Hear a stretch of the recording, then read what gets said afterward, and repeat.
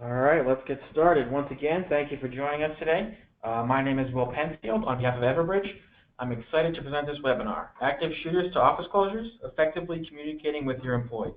In this webinar, our presenters will cover topics around active shooter preparedness, the importance of targeted communication and effectively communicating with your employees, and then how Everbridge can help your organization improve active shooter preparedness.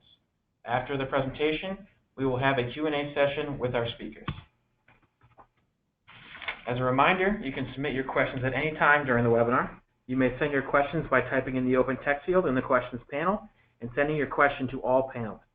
If time runs out before your question is asked, we will try to follow up with you after the webinar. Links to the recording of the webinar and slides from today's presentation will be available on our blog within a few days of today's session. You can also look for recordings for all of our webinars on everbridge.com under our resources section. If you're on Twitter, we encourage you to take a moment to follow us at Everbridge to share snippets of insight throughout our program with your followers. We'll even retweet some of your comments.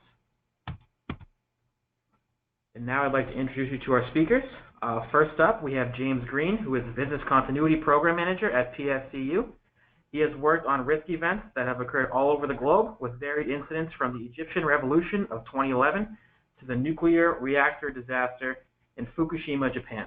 He holds the Certified Business Continuity Professional designation from the Disaster Recovery Institute and is also recognized as an enterprise risk management expert by the Credit Union National Association. James is a sought-after speaker and has been interviewed by multiple publications on the topic of active shooters in the workplace. After James, you will hear from Michael Zhang, Senior Product Manager, on how Everbridge can be utilized to improve your organization's response to an active shooter event. We are excited and honored to have both of our speakers here with us today. And now I'd like to turn it over to our first speaker. James, you may begin. Thank you, Will.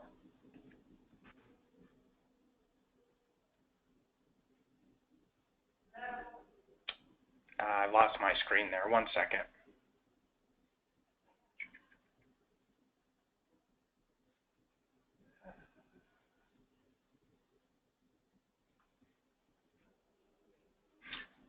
Will, I'm having some issues. Can you go back to taking presenting, please? Yeah, no problem.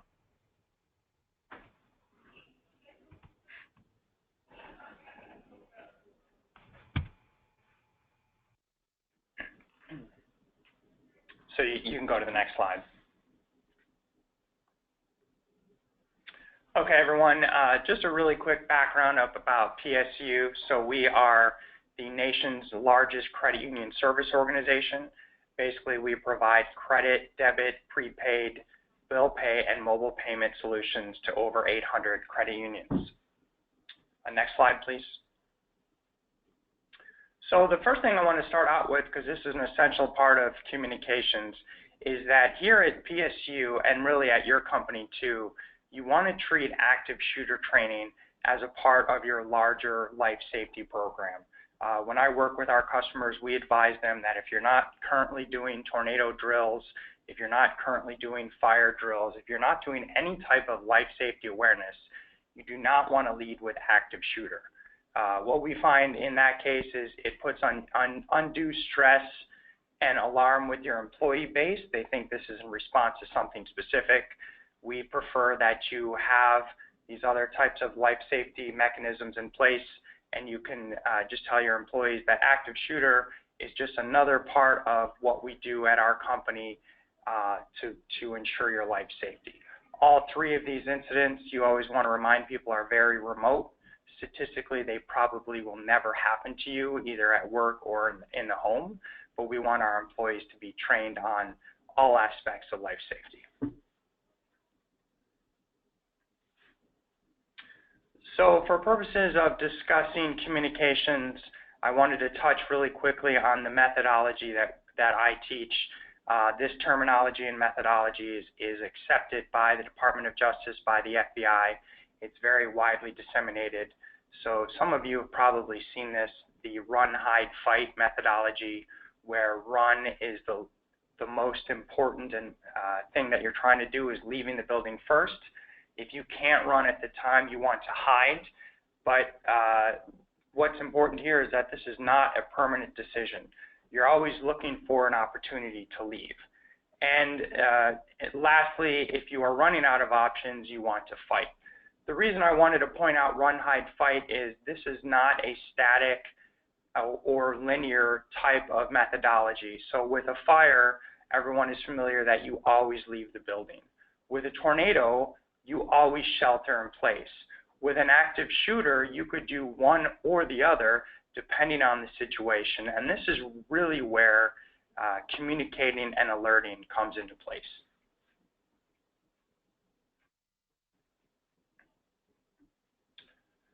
So what we teach and where our partnership with Everbridge comes into play is that there is one step that we add to run, hide, fight, and it's alert.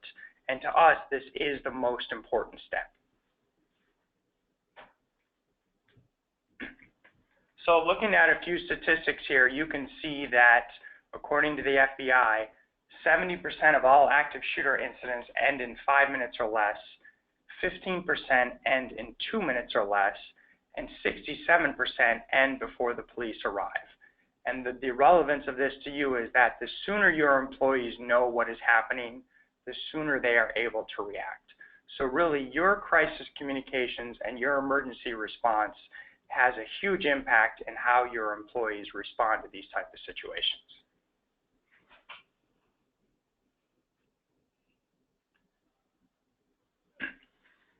So what we advise and train people to do is that in the event of an active shooter incident at your employer, you want to use every single method of communication you have.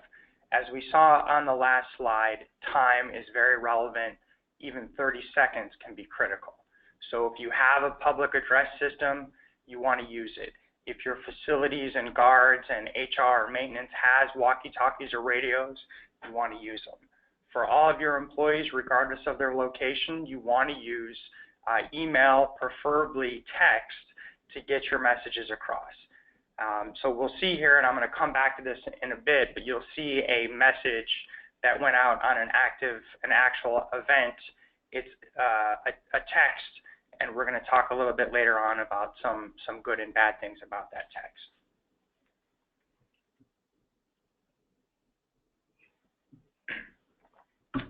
So in this type of event or in any critical event, we need to get our message out. The problem that most people have is how do we make it effective? And there's really two areas that I focus on and that Everbridge was able to help PSCU with. The first is having relevant contact information, and the second is making sure that you're targeting the appropriate audience.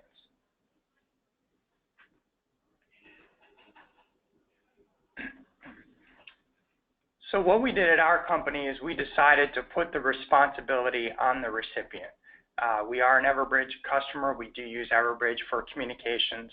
I did not want to have the responsibility of chasing down our 2,000 employees to make sure that their contact information was up to date.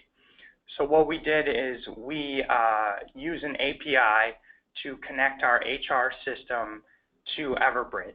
That API is updated automatically every night. All of our employees' information is pulled into Everbridge. So I know at the time of an event, if I have to send out a message or if our team has to send out a message, we have the most up-to-date information.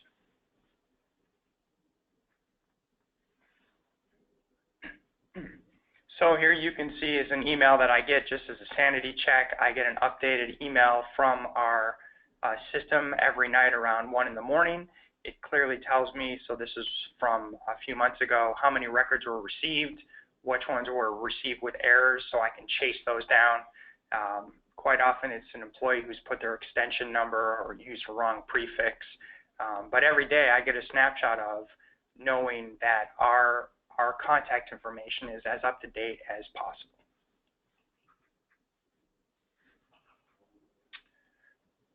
So we've automated and figured out how to get our information correct, but now the other mishap I see is, so how do we communicate with the right people?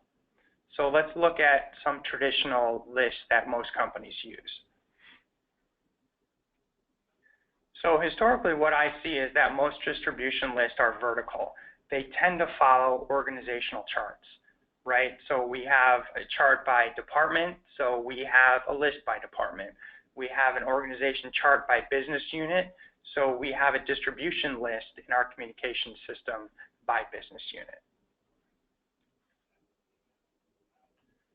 The problem with having static distribution lists, though, is that it doesn't really address all situations. So we here at PSU, we create what we call dynamic distribution lists.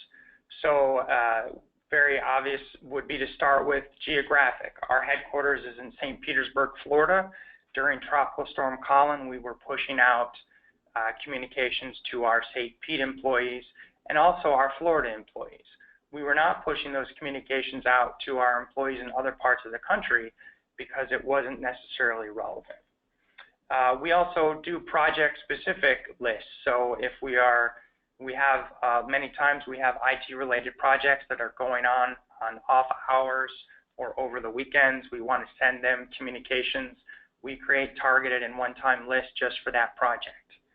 And then also from a risk and life safety standpoint, we will create targeted lists for large amount of employees who are attending the same conference, who are attending the same event.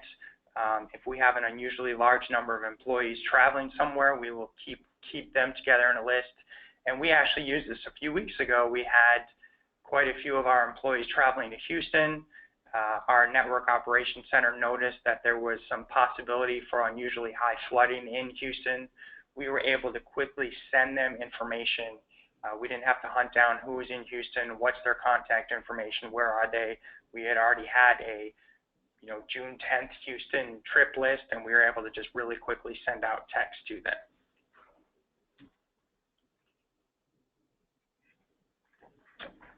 So a question for everybody to ask themselves, and I often ask this when I speak, when is the last time that your office closed for an entire day? And typically when I speak to HR or business continuity or risk professionals, about 10% of the people say that this has happened maybe once in the last year. And from our standpoint, from a business continuity standpoint, the fact that it's infrequent is good. However,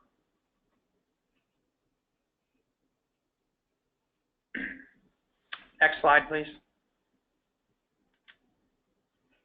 There's a challenge that happens with infrequent or sporadic communications. Your recipients may ignore the message in this day and age of phishing or all kinds of social engineering attacks. If you're an employee and you've never received a text from your employer, or you haven't gotten one in 2 to 3 years and you get something, you're probably going to ignore it. Also, what we find is for companies that don't exercise or test or use their systems, when you have an emergency, so let's say you now have an active shooter in the building and you're told to get on Everbridge and send out a communication or do whatever you need to do, if you're not familiar with how to send that information, maybe your password's reset, maybe you don't know the URL, or you're not quite sure how to send something out, you're losing time.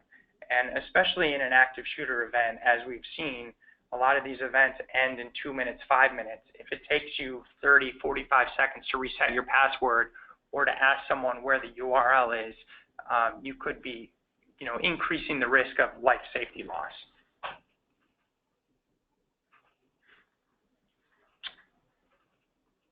So what we do, one of the things we do here at PSU is, yes, we use Everbridge for emergency communications, business continuity events.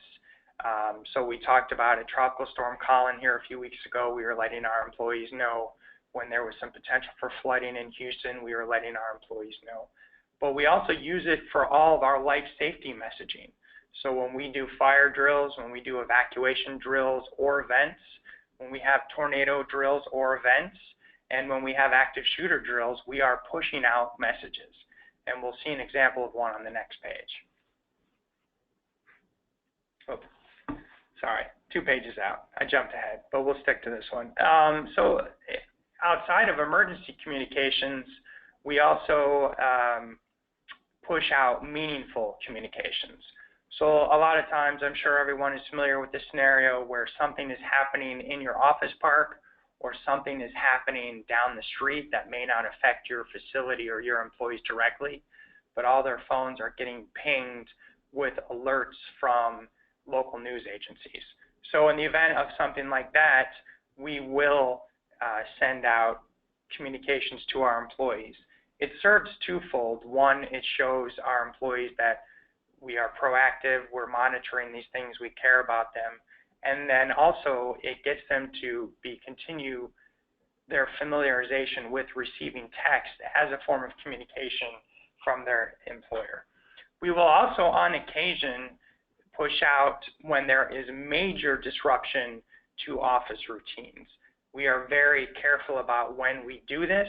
We don't want to say, hey, there's a two-car accident down the street, but on the occasions that, I'm trying to think of instances we've used this within the last 6 months. So the president is in town and there's going to be rolling roadblocks. If we know there's a major bridge closed, something that's going to cause unusual traffic to our employee base, or based on where we are in the St. Petersburg, Tampa area, certain times there's certain parts of the counties that flood, which would create huge delays in our employees getting home. We will push out communications on that.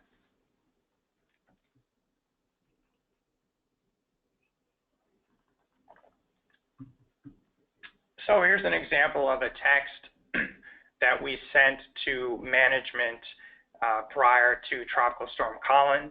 So you can see, we try to keep them short and clear. This came from our Everbridge system. Hey, our campus will be partially open tomorrow. More info can be found in your email. And then if you had any questions, call me direct. And then we always use the option to confirm. The reporting in the Everbridge system is fantastic in terms of the confirm. That really helps me see when people are receiving and acknowledging messaging.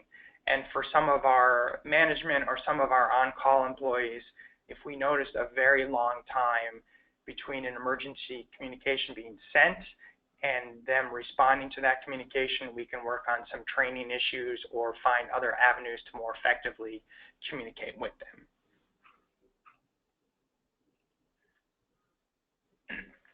So the last thing to caution about is to be vigilant against overuse. Once you have an effective communication system, and we've seen this here at PSCU, once all the departments realized how easy it is to use Everbridge or how well our employees respond to it, you start getting requests from every department. Hey, can we send out internal marketing? Can we send out HR? Can we send out this, that, or the other? We are maniacal in the risk office about saying no to those, because what we want to do is make sure that the emergency communication doesn't become chatter. There's a fine line between not sending out enough communications where they're so sporadic that employees ignore them, but the opposite end of that is sending out, and you see the one that I have a snapshot of here, sending out communications 4, 5, 6 times a day, 4, 5, 6 times a week will just lead your employees to tune them out.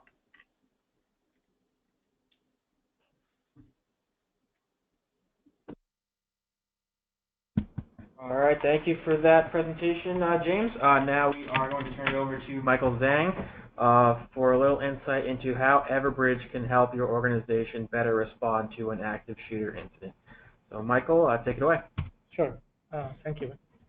So Everbridge, as you see on the slide, has been in the business for over 14 years, and we have offices around the world, and we support over 30,000 unified communication customers, and we are also ranked as #1 in the Gartner report. And our main business is really, like James has described, to help you to kind of deal with the situation, that you can get your message out as quickly as possible. So this is a snapshot of some of our customers in the different verticals. So if you are either from government, from banking, from energy companies, or transportation, and you will see that we've been working with different companies already. The reason we put this here is to show that we have built a knowledge base by working with the companies in that industry. So we know a lot of unique or common kind of workflows in those places. So if you work with us, we can share with our knowledge, and we can help you build a really fast response system to these emergencies. So when this critical thing happens, and we really want to help you, that the first is to respond, that when any active shooting is happening or is going to happen, then you can quickly respond by sending out a message out as fast as possible. And then also we need to help you that you can how to contact the people that who might get into this danger zone and help them avoid this. And in the meantime, you also want to keep your commanders or executives in sync about the situation. So for any of your team who is really in the process of dealing with the situation, there are so many things going on, and you have to do so many different things. Having a very robust communication system and a communication flow, that's really critical for you to respond to the situation. So for Everbridge, I think James already kind of touched on this. We help you sending out alerts for different scenarios: active shooter, fire, medical emergencies, or even missing person for the police. So you will be able to easily identify who you will send this notification to, and there are different ways we provide you can send to them. Overall, there are so many different channels you can send: email, SMS, text, fax, and even different phones. So the last button is that we can enable you to quickly have a conference. So for example, if there is an active shooter instance going on, you might want to put a few of the managers on a conference line so that you can deal with the situation on the fly. In the meantime, if you have on-call groups, you also maybe want to send them the notification based on their scheduling. And if you have people in that danger zone, you may want to send a polling, say, are you safe? Are you in danger? So that you can assess the situation pretty easily. So Everbridge has been working with different companies. So one of the tools a lot of our customers really like is this kind of incident flow. This incident flow is that it helps you deal with anything that might happen or has happened before but will happen again. So you can design a response flow. So you can design, say, when this thing happened, for anybody who is managing notification can come into the template. All they need to do mostly is write a simple thing, or even don't need to write anything. They can just click, and send out. The effectiveness of this module, incident module, that it's really working is on the time. So we have a client, Boston Police Department, and before they use this module, it would take them about 25 minutes to 30 minutes to really, when something happens, they send notification out to the right police officers. Once they have this kind of a system, they drive the time around down to about 1 to 2 minutes. So that's a big saving of the time, but it requires everybody in this role to think about when this thing happens, what's our reaction? What's the step 1? What's step 2? What's step 3? So that you don't have to think, have to kind of design the thing from the very beginning. Also, we have this mapping. As you see on Jim's presentation, you might sometimes, when the active shooter even is going on, you might identify who you will send notification to anybody in that danger zone. So in Everbridge, you can actually do a circle around the incident. Then we can automatically find out the contacts who lived in that region, and send out the multi-channel notification to this person, and the person can confirm back to you. All right, thank you for that overview of Everbridge, Michael. At this point, we are going to move on to our question and answer portion of the session. We have some pre-submitted questions that we will get to, but you can also submit your questions now by typing your question into the open text field and submitting it to all panelists. So James, first question for you. We've had a lot of interest in this topic, actually. Can you sort of touch on the message content that your organization uses during active shooter events or active shooter drills? Yeah, absolutely. So two things that we do is we are very explicit that there is an active shooter in the building. We do not use code words. We don't say Elvis has left the building or anything like that. The reason that we don't use code words is we've found that if you train employees on code word once a year, they forget. And two, if you have new employees or visitors on site, they have no idea what that means. So the first aspect is we are very explicit that there is an active shooter in the building. The second thing that we talk about, and it was kind of referenced earlier with the university text that I showed earlier on, if we know, we would state where the shooter is. With run, hide, fight, you do make different decisions based on what's happening to a situation. Just saying a shooter is on campus is not very specific information. If your company has 5 buildings, you need to know where, because that will determine whether you run or hide. So we always try to put in there specifically there, we would put, for example, there is a shooter in the West Building, first floor, and update that information as it became available to us. All right, thank you, James. Sort of building off that question, what are your recommendations for frequency of messaging during these types of events? During an actual event, it would be similar to any other life safety event. Anytime that the company has new information, you would push that out to your employees. So as soon as you know something has changed, you want your employees to do that. So frequency is going to depend on the event, but my recommendation is as often as things change is when you should be letting people know. All right, thank you. Next question is for you, Michael. Through Everbridge, is targeted messaging based on contact address info or GPS location of their devices? Today we have a different approach to get to the contacts. So first is the contact profiles in our system. It can be a location, so we can send to that location on the map, so we can send to that area. We can also send by your we have something called a mobile app. So if your employee has a Everbridge mobile app, we'll be able to push to that app. So we will know where the person who has that app is located, so we can push that to them as well.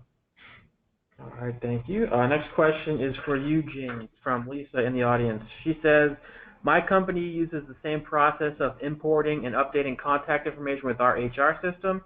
However, it is only company-based information. During testing, we have seen the importance of having employees' personal contact information when they are away from their desks. How do you get employees to provide their personal contact information? That is an excellent question, Lisa. So we communicate. When we first rolled out Everbridge as an all-employee platform, we started with our executive team and told them, hey, we need you to put your personal information into the HR system, and here's why. We then rolled down one level of management. We then rolled down another level of management. We then sent out multiple all-employee communications, both in email and on our video boards throughout all of our campuses, saying this information will be only used in the event of a life safety incident. Another good reason to use your Everbridge system during drills is we find that participation number always spikes about 10% the day after drill. So let's say you run a fire drill in one of your locations. We see all the time that somebody gets a text about the drill, and the person sitting next to them says, well, how come I didn't get a text? And they say, well, you've got to put your system in, you've got to put your information in the HR system. As an example, rolling up to Tropical Storm Column here in St. Petersburg, we put out a few test messages the day before we did anything, and we saw a 15% jump of our Florida-based employees in terms of who had their personal information available for us to communicate with them. All right, thank you, James. Next question is for you, Michael. Can you trigger a notification through Everbridge from a mobile device? Yes, we have the mobile app. So in an emergency, you can say for the electricity is down, you can have internet, but you can take out the phone, and you can in the mobile app you can actually launch a notification from there. So that's kind of one of the most popular function Everbridge has for our customers. All right, James. Another question from the audience. We have fire and earthquake drills around 3 times a year. How often do you recommend we have active shooter drills?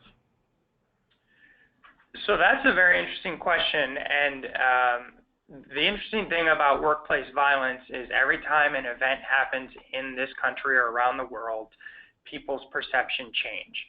So what we saw with a lot of customers and with a lot of companies, unfortunately, prior to the events in Orlando, they were very comfortable doing awareness. They were not comfortable doing drills. A lot of companies have rethought that philosophy since Orlando, and they are now implementing active shooter drills at the same frequency as fire and tornado. So if you do fire or tornado, or as you said, earthquake 2 to 3 times a year, since you're really trying to push that this is just another aspect of life safety, you would do those drills with the same frequency. All right, thank you. Another question for you. With the shooter potentially listening for phones ringing in order to find targets, what method of communication would you recommend using for your employees? So one of the things we talk about when we do a full training of employees on how to actually run hide fight is that if you have your phones with you, put them on silent. So anytime you take a communication device with you, you want to make sure that there's not any audible noise coming from it. All right, thank you. Next question is for you, Michael. In the Everbridge system, how many people are able to send messages? For example, if the designated message sender is taken out by an active shooter. In Everbridge system, there is no limitation about how many people can send notification. It's really about the permission. So you can create as many users as you want, so they all can send notifications actually at the same time. So Everbridge, we send about 1 billion messages every year. So if you worry about the volume, should be no problem. All right, thank you. Next question is for you, James. Have you had to implement the Everbridge system with any temporary employees? And if you had, how did that work? Currently, at this time, we do not use data for temporary employees. We have our full-time and contractors in the system. Temporary employees who report to full-time employees will usually receive information that way, but we don't currently have temporary employees in Everbridge, primarily because we don't have temporary employees in our HR system. All right, thank you. Next question we have is for you, Michael. Can we have pre-written messages set up in the Everbridge system to increase the speed of getting a message out? Yes, you can preview the messages when you are in there. So we also recommend, if you are using Everbridge, you can create different orgs. So one org, actually we call it sandbox org. So when you do the drills, you can use the sandbox org when it's real time happening. So you can send the in that real time org. While you are crafting messages, they are all clear. You should be able to see it on the screen. All right, thank you, Michael. We just have a few more questions to get to, and then we'll wrap up. James, just in general, how often do you practice on the Everbridge notification system to make sure employees are aware of these messages during these sort of emergency events when it's critical that they get the message? We also use Everbridge for our IT department, so we are sending out communications to IT production support, IT management, sales, and executive management probably on a weekly basis. In terms of all employees, we try to make sure that every 60 days at least we send out one test message. All right, thank you. Last question we have is for you, Michael. In the mobile app, how many buttons does it take to send out a message? So the mobile app is designed for you to send notification quickly. So normally, if you have a template which has multiple variables you need to select, so when you select it, then you can send. So pretty much, if everything is already configured, you don't need to change. When you open the app, it's just one click. All right, thank you, Michael. Sorry, James. If I can jump in on that. When we do our drills, we send our Everbridge communications from a device on the mobile app. So we always do that. Last one we did in Phoenix, we were in the parking lot when we send a message. So very easy to do. Awesome. With that, we are going to wrap up. If you do have any additional questions that you submit, we will be sure to follow up with you after. I want to thank Michael and James for a great session, and to all of you who were able to join us today. If you missed any part of the webinar, we will be sending out an email with the recording and the slides in the coming days. And if you haven't already, please take a moment to follow us on Twitter @Everbridge, and join our group on LinkedIn, Everbridge Incident Management and Emergency Notification Professionals. For those of you interested in requesting a demo of the Everbridge system, please visit everbridge.com/request-demo. Thank you all again for your participation in today's webinar. We hope to see you online again soon. Have a great day.